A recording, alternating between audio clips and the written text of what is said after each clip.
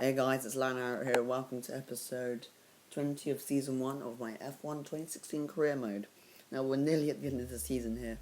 It's the penultimate race here in Brazil, a very important track for a lot of things. It might even decide a championship because, as you can see, the championship is actually really close now. We're not particularly in it, but still 1 point going into the last two races is very amazing. So we don't really have any R&D upgrades, so let's get into practice one and see how we do. It's Friday morning here in Brazil and time for today's practice session at the wonderful Autodromo José Carlos Pache here in Sao Paulo.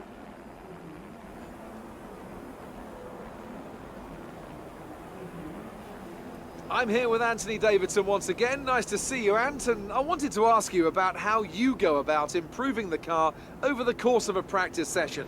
How much would you say is already known from the pre-race simulations? And how much do you have to do, how much do you have to work on with a real car on a real circuit? Well, that's a good question, Crofty, and I suppose the simple answer is that there's no such thing as too much information.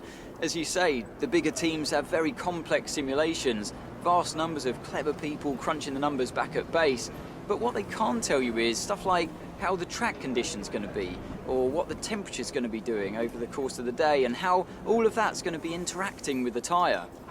There are so many millions of tiny variables involved in getting these cars around a racetrack quickly, but the computer can't tailor the car to a driver's specific balance requirements. At some point, you still need to put a human being in there and have them feel it through the seat of their pants. And that's why we end up with different drivers having different setups. So what I'm trying to say is, Crofty, nothing beats on-track testing. Coming into practice one, we're going to look at the weather report, and the only part that's wet is qualifying, and that's going to dry out at some point, so that will be interesting. But first of all, we've got to get into track acclimatization here, and coming through on the first lap of track acclimatization, we get a green, which isn't bad, but there is definitely still room for improvement here, so we're going to go on for a second lap. In the second lap, we repeated what we did in Mexico by doing a perfect lap on track acclimatization, which was really amazing. So then we get maximum resource points there, but remember that we ceased R&D, so this goes towards our points total if we are at Toro Rosso next season, which I don't really know if we are. But now coming over for our first lap, we're about 4/10 behind, but that was a pretty decent lap actually, but I was going to go on for another one. But here we see coming through the long left-hander in sector 2 and then the start of sector 3. I kind of lost the back end and that kind of ruined the whole chance. And I just tried to go again, obviously the rear tyres were really hot, so then I just plunged into the wall, and that put an end to that. And now in qualifying here, I just wanted to wait a bit to see what happened, and it wasn't really getting any drier by the time I thought out, and I wanted to go out at around 8 minutes or 7 minutes when I thought it'd be dry enough to go out, as that gives the track a few minutes to dry out. But it didn't, so I went out on the intermediates instead. And as we come across the lap here, it's about 3 minutes ago, so there's no going back now. We see I get in 7th place as one behind with the 1:22. And now we just we nearly emulate that, but that's about it. So go for a third lap. The DRS is enabled as we plummet into start-finish straight. So that's that, and so that puts the end of our qualifying session, and I wouldn't really classify it as a retirement, but it's the second time we really crashed out. Well, the first time we really crashed out on our own in this series, as I qualified 18th because of that. Instead of going on for that second lap, which I didn't improve on, I could have just continued. So let's get into the race and see what we can do from there and try to rescue this Grand Prix. As surely as the sun rises in the morning, the Brazilian Grand Prix packs out the grandstands and creates incredible drama. Title deciders, heartbreak, triumph and home glory. All these and more can be found in abundance here at the Autodromo José Carlos Pache. It's an unusual anti-clockwise race here at Interlagos, where the Sao Paulo locals are packed into the grandstands at each of the 15 corners around this classic 2.7-mile circuit. Two very fast sections bookend the famous and highly technical Sector 2, where getting a good run out of Junção into one of the two DRS zones will be the key to any overtaking prospects today. With so much on the line here today, I can't help but shake the feeling that we're going to have a bit of pushing and shoving, Anthony Davidson, especially into turn 1 this afternoon. Well, we do see a fair amount of that here at Interlagos, Crofty. It's a tricky braking zone, of course, as you're heading downhill into the centre S, which always makes it easy to lock the inside front and run a bit wide. We've seen a number of occasions over the years with someone from the leading group taking a bit of a knock on the first lap and having to recover. That's one of the reasons we've had so many exciting championship fights here. Hopefully, though, it'll be a clean start, of course, but as you say, I wouldn't be too surprised if it's not. Keep your eyes open on the run to turn 1 and keep it clean. We want to come out in one piece. Good luck. So here we are on the grid in 18th place, which isn't particularly respectable, but instead of going with the recommended strategy, which would have a lot of tyre wear, I decided to go for what I thought was a faster one, as we would have more grip in the long run. So I decided to change it to hard tyres and to medium tyres and pit a little later, so that I could get the net most amount of grip for the longest time possible. And it's going to be just going to be a dry race. So we're going to go to the grid now as we see Ricardo and everyone else in front of us. So we go to 5 red lights, and it's away we go for the Brazilian Grand Prix as we get a decent start. But Magnussen gets a really good one as well as we get boxed in there. So we're going to go down the inside of all of these people. So we're going to kind of avoid an accident here as Gutierrez is on our outside as we lose the front, not the front end, the back end, as we kind of have to take evasive action there. We're going to ride the curb, but really not die, this time crashing into barriers, Verline's coming around our outside, but we're going to brake late and try to go down the inside of both these Saubers. We're getting a bit of contact there, but that's okay as Verline flies us through, so we gave him a lot of help here, as we're just going to follow Hamilton through Sector 1 and the start of Sector 2 here. As I brake late, and it looks like I'm going to go for a move here, but it just didn't really work out as we were way too far back. It's pretty much a dive bomb, but we've caught up to this point as our Toro Rosso is really strong in this second sector, so we're going to go for a move down inside Hamilton here, as we get the move done here on lap 1. So that's a pretty good opening lap, if I don't say so myself. And now on to the start of lap 2, we're going to dive down the inside of Button and Palmer here, as we get the move done again.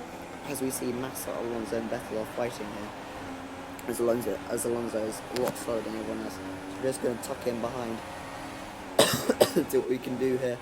So we're going to go and try to go down the inside, but it doesn't really work because we get punched off it there.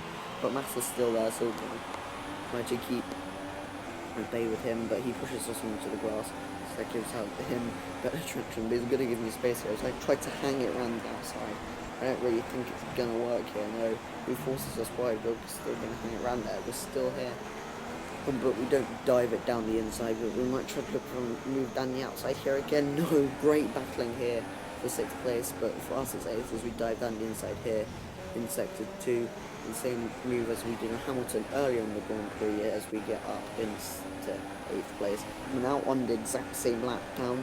I went to start finish straight. Obviously DRS is now enabled, so we're going to put up the DRS on, as we're going to get slipstream with Alonso as we go into lap 4. We're going to dive down the inside going into turn 1, going downhill. We're going to get faster, but obviously as it's faster we're going to lose it a bit more, but we still get the place. But now here on lap 6 we've caught up to the back of Vettel, who's stuck behind Bottas, who is on one soft tyres. They're both on soft tyres, but I think that obviously Bottas is a slower car, so we're going to dive down the inside of Vettel here into the same place. But we know we don't get the move done as he crosses us onto grass, because we maybe try to sling it around the outside until it turns, maybe do the cutback to the inside, but it doesn't really work.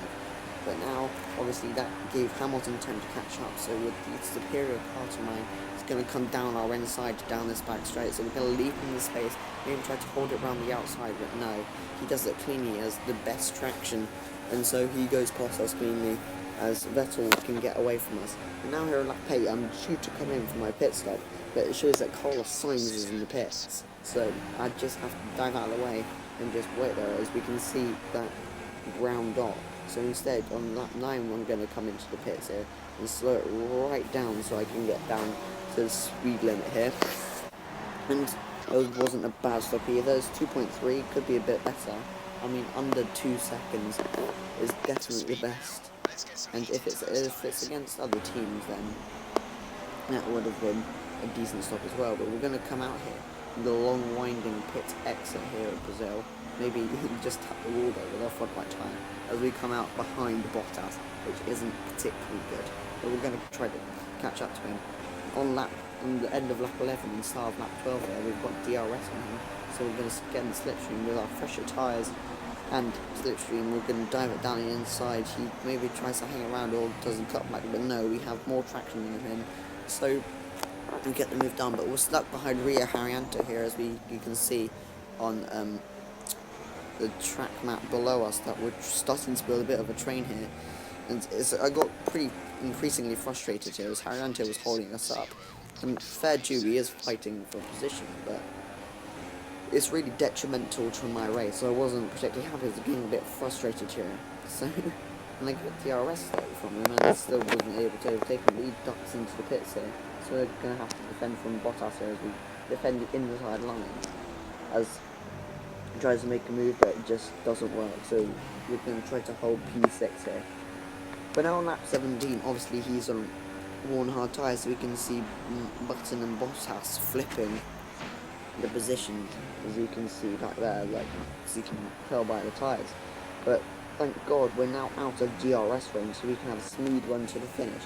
And to the finish it was, as we finished in 6th place after a terrible qualifying. I think that that's a pretty good race.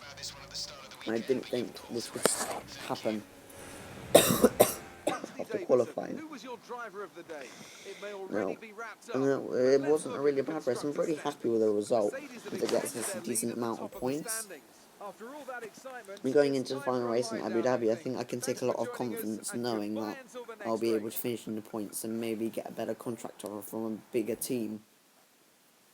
So yeah, good race. Obviously, we are getting a lot of resource points here as we get a booster and a 25% bonus, as well as the first driver bonus from this, so we move up our resource points. But for the first time ever, I think Carlos Sainz has beat me in the Grand Prix. I know that's not true, but it's actually quite interesting to see that. But I think that if we just get into the overachieving spot in Abu Dhabi, then I think we should be able to get a contract offer from a bigger team, or from Ferrari, Red Bull, or Mercedes, depending on which one comes for us. And yeah, so that's penultimate race done, and next race is the final race of the series, and the series finale of Season 1. So thanks for watching the Brazilian Grand Prix, guys. And again, please leave a like if you enjoyed, and subscribe if you're new, and I will see you later.